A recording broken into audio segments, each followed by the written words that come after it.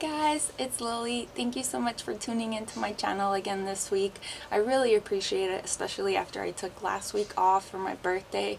We went up to a cabin in Georgia and we just kind of chilled for the weekend. We brought the dogs up with us and we just kind of stayed in, which was really nice.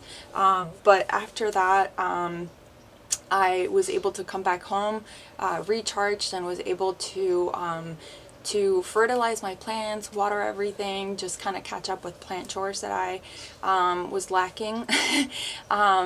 And I actually got the idea for today's video from my friend Debbie, who reminded me that I need to just like not overthink my videos and just kind of go back to basics with you guys a little bit, because I feel like a lot of times I just kind of assume that everyone that watches my videos is already knows how to do, you know, like propagations. Today what I'm going to do is I'm going to show you how I propagate my Hoyas and what I look for when I decide to propagate a specific Hoya. And then I'm going to show you all the supplies that I use in my propagation. So hopefully you find it helpful. Okay, so I have selected 3 different Hoyas to propagate with you guys today, and I selected them for very specific reasons, which are, I think, the 3 most important reasons why you would decide to propagate a Hoya. So the first one that I picked is my Hoya TANGGAMUS. I've had this Hoya for like 1.5 years, and it's a very, very, very, very slow grower. I got it with just this one leaf. This is the original leaf that I got. It was a 1-leaf cutting from Root and Stem on Instagram. It was a trade, and it has only grown this much in the last 1.5 years. And I'm just gonna zoom in just so you guys can kind of see the leaves. I love my Hoya TANGGAMUS. It has very beautiful veins in the back of the leaf as well, and like a super dark red midrib. I hope you can see that. But the reason I'm propagating this Hoya is because I really want more of it. I can tell you that after I sprayed for my first treatment for flat mites, I really didn't want to be one of these people that just tells you, oh my god, my Hoyas took off. But really, they did. And almost every single one of my Hoyas has given me new leaves or just pushed out new growth. And that is without fertilizing it at all. I mean, the first time I fertilized my Hoyas this year was this week. I had not fertilized at all since November. So that growth spurt, it's not because of increased heat or humidity. It literally, the only variable has been the treatment for flat mites. But before that treatment, this Hoya had not grown at all in over 6 months.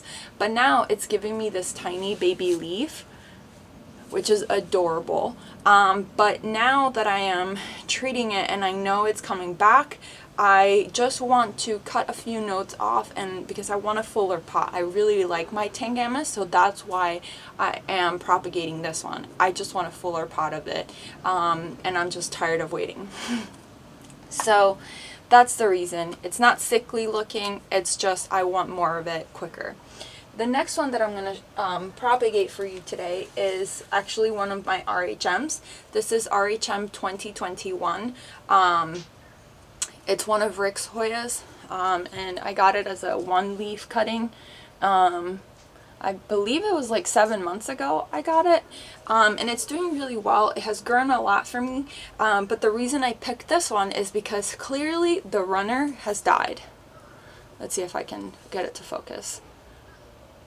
The runner died off, so there's no point in just waiting for this runner, because I mean, yeah, it could push out a new growth from any of the other nodes. Actually, it already is right here. See if you can see that. But that means that with this growth, I technically could cut all of this and just propagate the Hoya there. And I just really love this Hoya, so I definitely want more of it. And then the third Hoya that I'm going to propagate for you, or with you, is my Imperialis. It just doesn't look happy. Imperialis is one of those Hoyas that just really wants to go really tall, like it doesn't like to bend.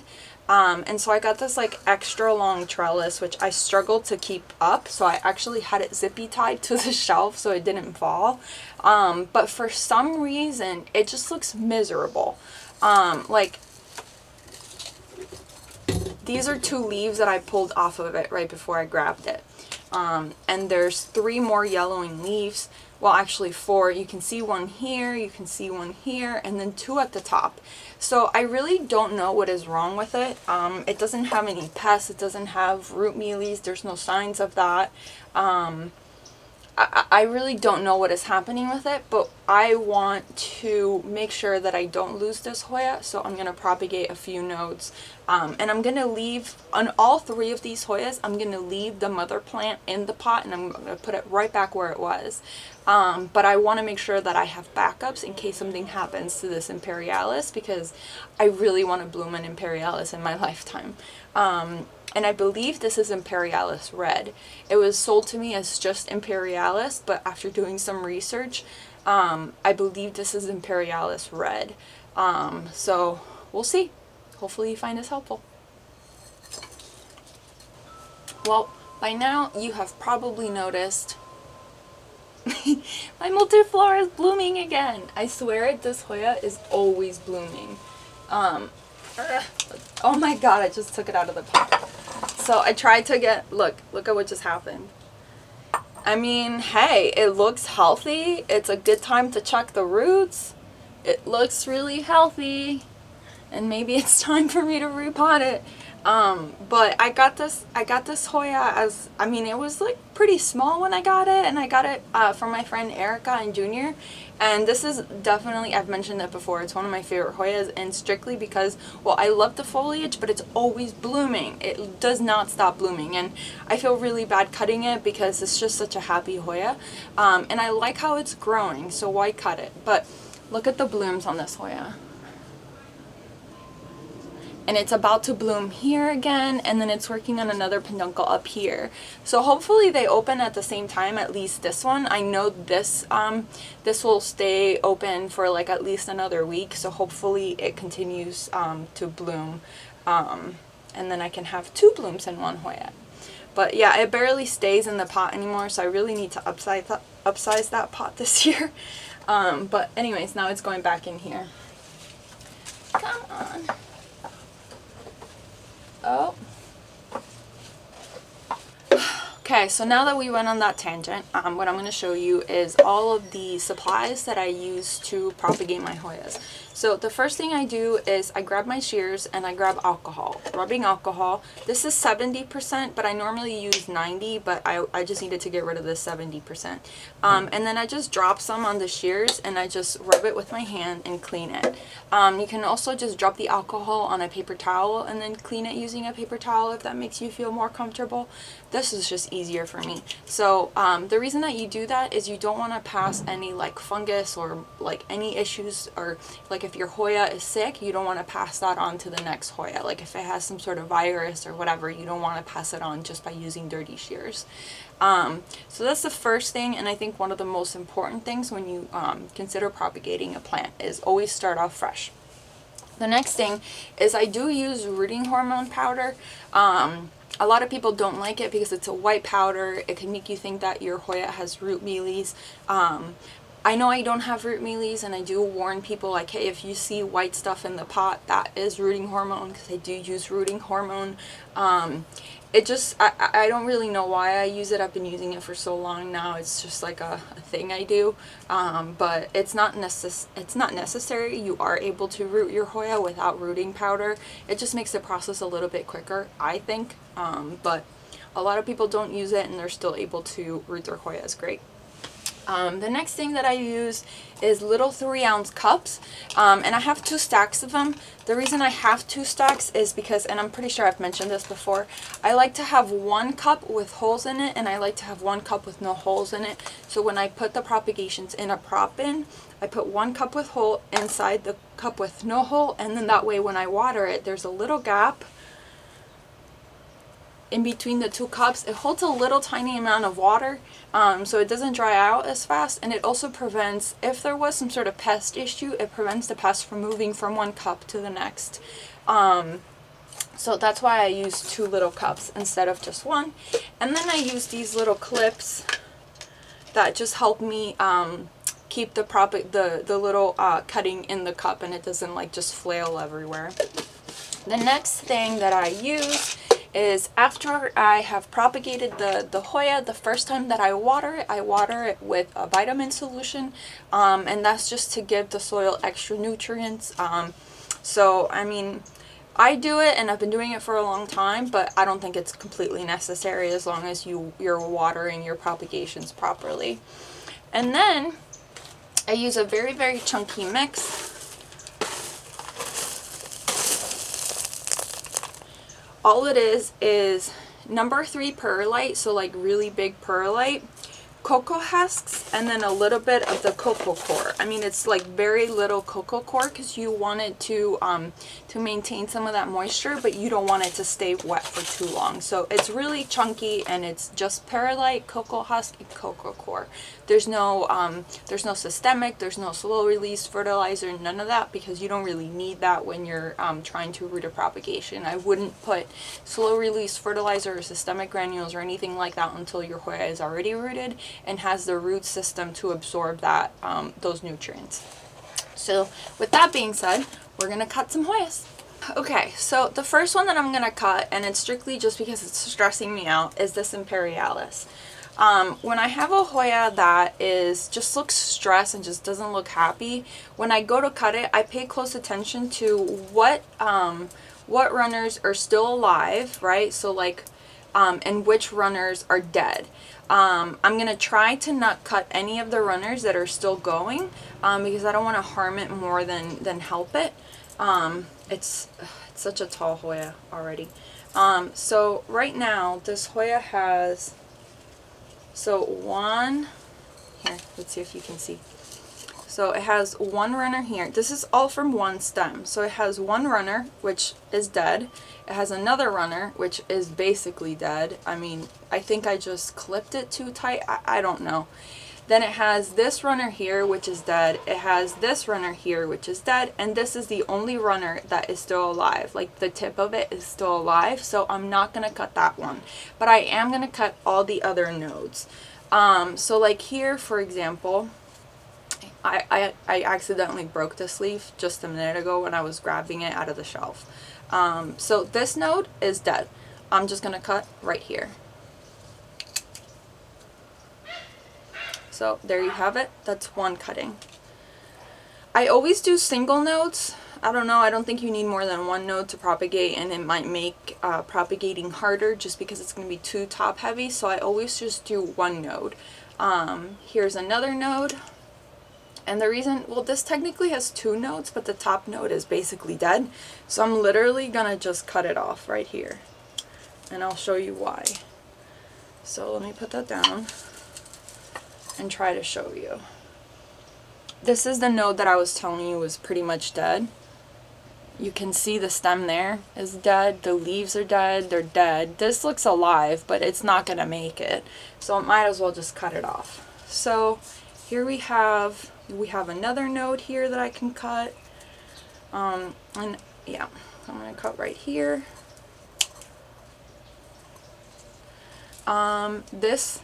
This runner is dead, so I'm going to cut that one too. This runner is dead.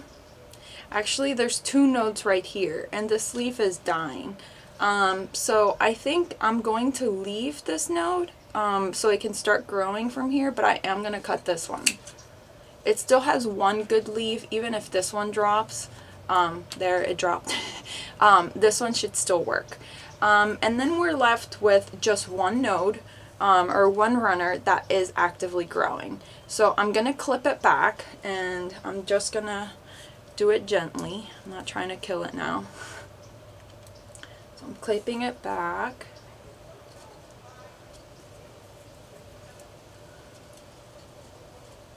Okay. Theoretically, this should not harm the Hoya. Regardless, I did fertilize it yesterday, so it shouldn't go through too much shock. But I would keep a close eye on any Hoya that you cut back this much. You just want to be attentive to it, just in case it does go through shock. And I don't want to look at this yellow leaf, so I just cut it. So here we have it. We have my Imperialis, one active runner. I could have cut it off if I wanted to, but I don't want to harm it that much. I wanted to keep growing and I wanted to get big. So we left one active runner. We cut all the others that were dead. So we have one cutting, 2, 3, 4, 5. So we got 5 cuttings just from trimming the top of that plant. So the next thing that I'm going to do is, honestly, this is too tall for my little cup, so I'm just going to cut it a little further. You don't need that much. So I cut that. Where's my, oh, here it is. So here's my rooting powder. And all I'm going to do is dip this in the rooting powder. This is like a work of art because it's hard to get it in there with the leaves, but I just kind of tilt the bottle a little bit and shake the excess powder off. So this is what it looks like with the rooting powder.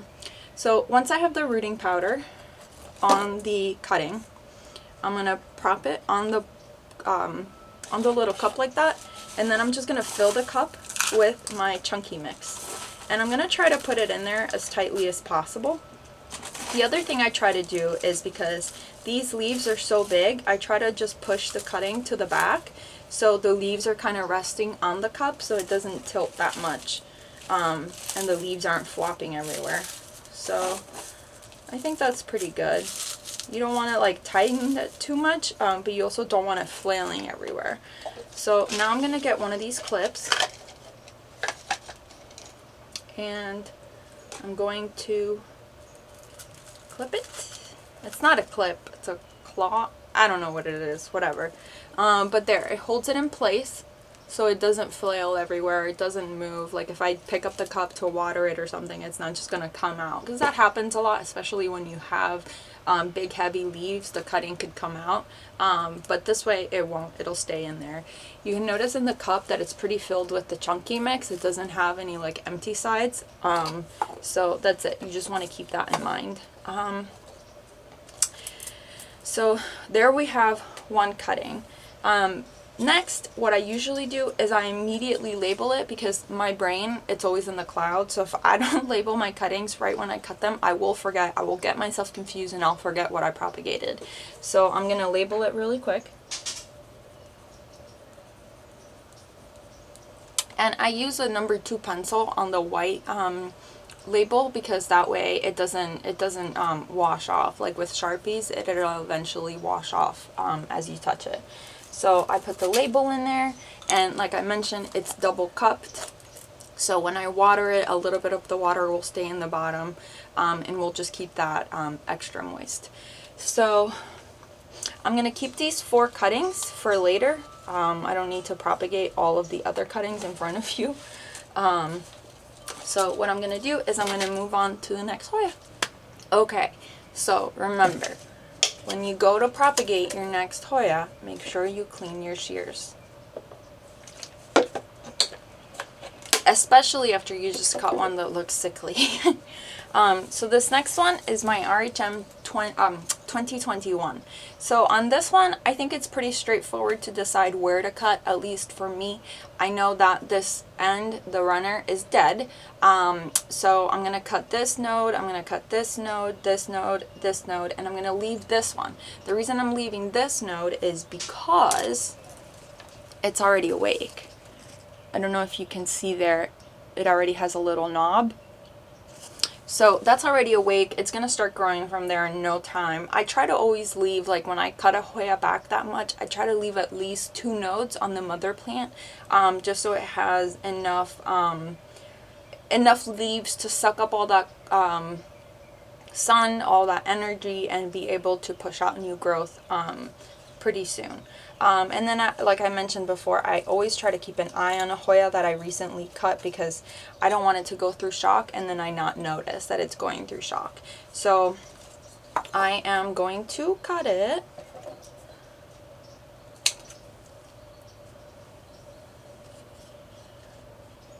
There you go. Okay, so here's my mother plant. And here's my cuttings. So mother plant has 1 node, 2 nodes. It has 4 leaves, and it'll start growing for me in no time. So I'm not worried about this one. As I mentioned before, I just do 1 node cuttings, and I try not to leave the runner too long because then the leaf is going to stick out too far out of the cup. So here I am just cutting single nodes. I'm going to cut this part off because it's too long. I'm going to leave a little bit of the runner there on the top. And that's it. I'm going to cut this because it's ugly. So here we have 2, 3, 4. 4 cuttings, and they're about the same size. So, like I mentioned earlier, I grab a little cup with drainage in it. A lot of people will fill up the cup with their potting mixture and then just stick the cutting in it. I'm nervous when I do that because I don't want to accidentally break the runner or break the stem as I try to just like jam it in there. So I always just like grab my cutting, stick it in the cup, hold it like this, and then fill the cup up with my mix. It'll be messier, but at least it won't harm the runner. So there we go. That's pretty good. All right, a little more. And then I just lightly push the media in there so it's tight. As you can see right now, it doesn't look like it's gonna come out, but I don't trust it. These leaves are way too big and way too heavy. So I'm gonna use one of the little clippy things and I'm gonna push it down. And there you have it. So the next thing I'm gonna do is I'm gonna label this, and then I'm gonna bring it inside and I'm gonna water it with the Super Thrive mixture. You don't have to if you don't have Super Thrive. I just do it. I've been doing it for a long time, and in my head I think it works, but I don't know. I'm no scientist. And then don't forget to label it so you're not like me and get yourself confused and then you don't know what you just propagated. Next, but most certainly not least, is my TANGGAMUS. Like I said, my TANGGAMUS, I'm only propagating it because it's very, very slow. It hasn't really grown for me, so I want to propagate a couple more cuttings so that I can root it and then keep it and repot it back into this pot. I'm not trying to sell it. I'm not trying to trade it. I just want a fuller pot. So we have the original big giant leaf here, and then all of these leaves have grown since I've had it. So because I know it's a slow grower, I don't want to harm the mother plant. I know it's not the easiest Hoya to grow. I am going to leave this leaf and this leaf. So that's actually multiple nodes. So 1 node, 2 nodes, 3, 4, and then this is a 5th node. Hopefully you can see it in the video. Okay, so 1 node, 2, 3, okay, I'm definitely miscounted. All right, let's do this again. 1 node, 2 node, 3, 4, and then 5. So I'm gonna cut right above this leaf. Bam. So I did that before I took all the clips off because I didn't want to make a mess. And now I'm just gonna take the clips off.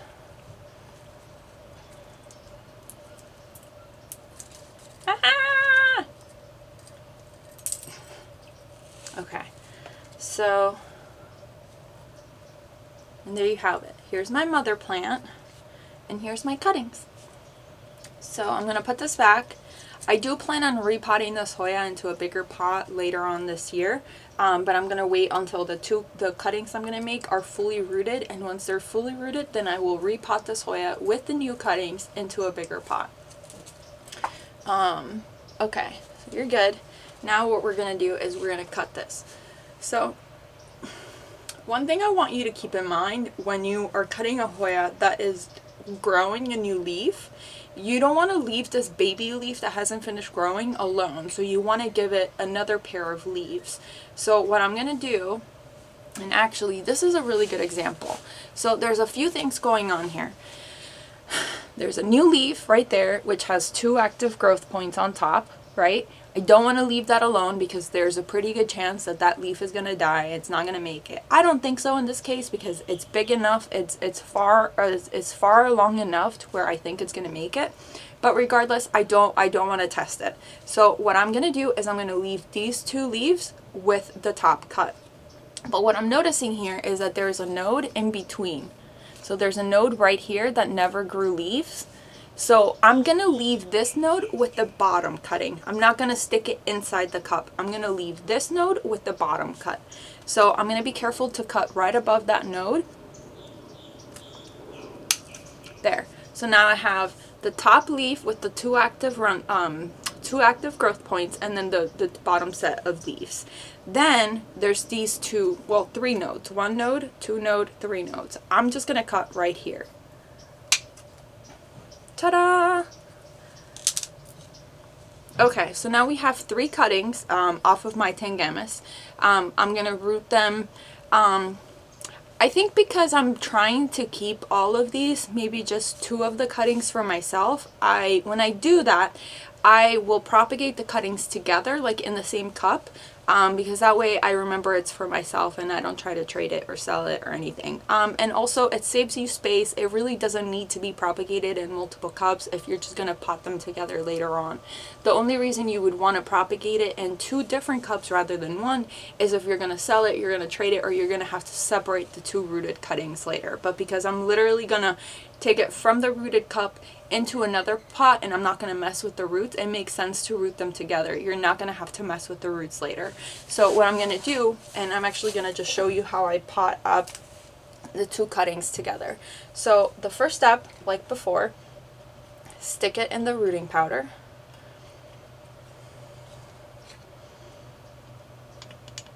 Shake some off. So here we have 2 cuttings. Usually when I do cuttings together, I try to like organize it like, there we go. So that way they're kind of facing the same way and the 2 stems are kind of together. So now I'm going to grab my little cup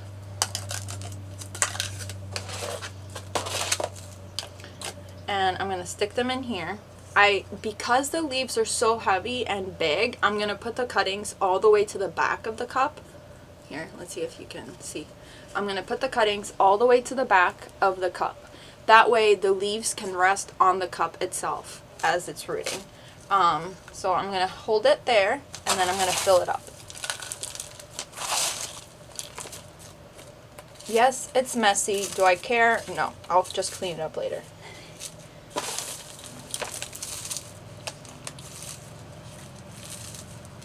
Okay. Alright, so they look pretty good, but I still don't trust it, so I'm going to use a clip. Now, because you have 2 cuttings in here, be careful when you put in your clip because you may accidentally cut something that you didn't want to cut. Let's see. Okay, that's good. And then when you push it in, don't push in too hard because you may accidentally cut the leaf off if you try to push the clip in too far. So there you have it. There's 2 cuttings of my Tangamus in this little tiny cup, and you can see the stems through the cup. And I specifically placed them this far back, like literally up against the wall of the cup, because the leaves are so big, long, and heavy. I want the leaves to be able to rest on the cup rather than flop over the cup. And that's it. Well, I hope you guys found today's video helpful. I really hope you do because I enjoyed it. If you guys have any ideas of what you want me to cover in the future, if you want to learn something, just leave it in the comments below and I'll take your suggestion and I'll come up with something cool to do. But I want to reiterate what supplies I used today because I arrived at them through trial and error and I want to save you guys some time and money. I used Hormex rooting powder. It's number 3. They have different levels depending on the difficulty of rooting and how hardy the stems are. Like a hibiscus will use a hardier rooting powder. And I use number 3 for Hoyas. I use Super Thrive vitamin solution for watering when I first pot up the Hoya, and then I usually will water it with Super Thrive like 1 more time. The rest of the times as I'm rooting it, I root it with just water. And then I use these little clips to hold the plants in place while they are rooting, so the leaves don't make it fall over.